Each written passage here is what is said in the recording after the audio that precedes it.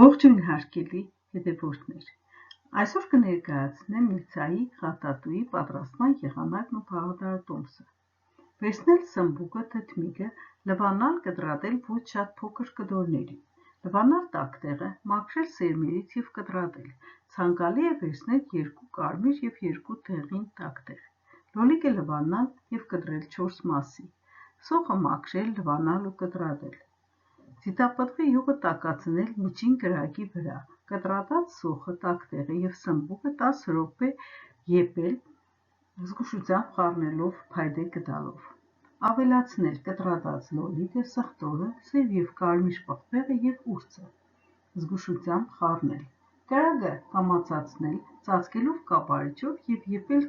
20 րոպե, հետո ավելացնել թթմիկը և նորից եպել 20 րոպե, եթե տեսնում եք, որ բանջարեղենը շատ հյութ է դուրս տալիս, կապարիչը հանեք և կրակը մի քիչ ուժեղացրեք, մատուցելուց առաջ վրան ավելացրեք մանր կտրատած մաղատանոց և կանաչ ռեհան, մատուցեք տաք վիճակում, խարտատուի հետ կարելի է մատուցել նաև ցանկացած տեսակի մսեղեն, վայելեք այս համեղ ու առողջարար ուտեստը և առողջ եղեք, ցանկալի է, որ բաժանորդագրվեք, որպեսզի հետևեք հաջորդ հաղորդումներին, շնորհակալություն ուշադրության համար։